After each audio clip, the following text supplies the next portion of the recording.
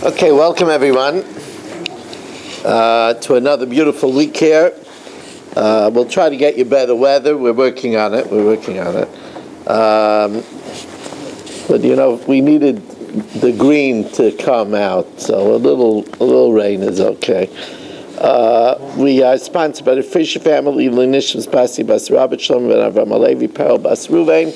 We also are dedicated to Lenishmas Dav Ben Chaim L'Refu Shalem for Yomis Ben Chayesar Yaakov Ben Bas Yaleah, and the Schutz of Avram Yom Ben Shma Malki Yehudis by Your Klugman and family, and also L'Refu Shalem for Moshe Meir Ben Esther Fradel, for Chana Bas Shashabin, Avigdor Ben Rivka, Hinda Bas Chayesar, Meir Ben Chayes Bas Chayesar Ben Chayesar, should have L'Refu Shalem B'Sech Shachar Yisrael. So Mishna Vav in the fourth parak. Avoda Zara shehnichu oivdeha, an idol that its worshippers abandoned it. they left the idol, and they left town. So b'shas shalom, if it was at time of peace, so you can't say that they were in a rush because they were running for their lives. So the fact that they abandoned it means that they said it's worthless. So they were mevatel it, so then muteris. B'shas milchama, but if it was a time of war and they just didn't have a chance to remove it from the wall because they were running for their lives, so that doesn't mean that they were mevatel it, so then it's asura. Now, when the king came to a town, they put up pedestals along the way. And when the king passed, the priest put the idol on the pedestal, and the king bowed down. And then they removed the idols. So since it was only temporary pedestals, so they are permitted. These pedestals that they put along the way when the king came to the town is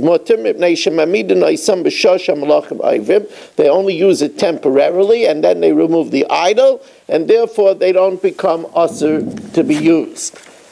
Sholu es hazakenim baromi.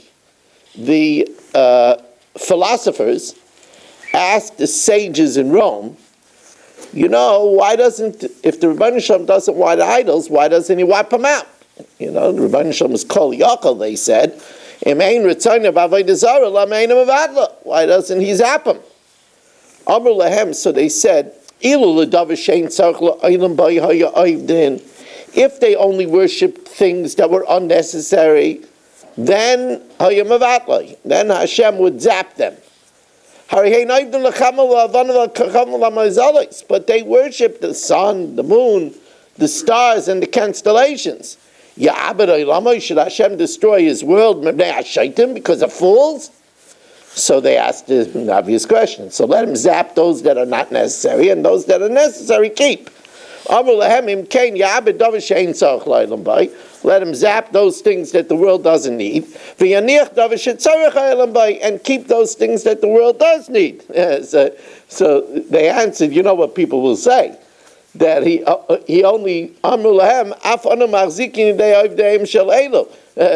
we would then strengthen the hands of the non-believers. You should know God zapped those things that he was able to zap, but the sun, the moon, that are real gods, he can't zap them because you see he didn't. So because they would claim with their idiocy, with their wrong thoughts, that God would not zap the sun and the moon because those are too powerful for him, therefore he doesn't zap anything. If you would be asked this question, what would you answer? You would give a different answer. You would answer, Hashem doesn't destroy everything because that takes away Bechira. Hashem's not going to destroy idols. It'll be obvious that a person should not worship it if Hashem destroys it.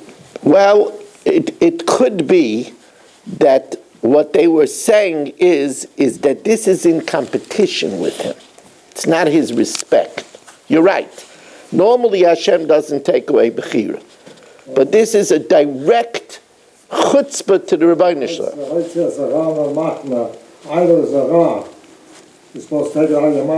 Right.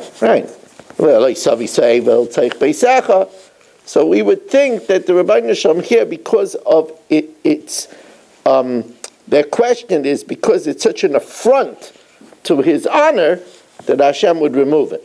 Of course, Gedalia is right. Hashem doesn't remove all sins, because if Hashem would remove sins, then there would be no temptation. And a person always has to have Bechira. And as we're learning in the Chak, tonight we're going to learn the Chak. As we're learning in the Chak, the hardest mitzvahs on mankind is 3. The temptations of the flesh, Gezel, and Lashon Hara. Those are the 3 most seductive things that there are in the world to sin.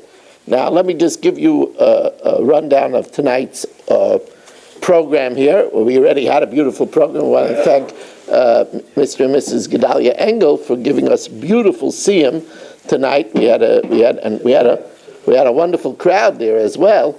Hopefully, the next Masechta the crowd should double. But even so, how many people do we have? We had About 18. 18 people. 18 people in the rain. Very nice. But it should be more. We just have to wean more people away. Everybody tells me, I have this Seder, and I have this thing, and I have that thing.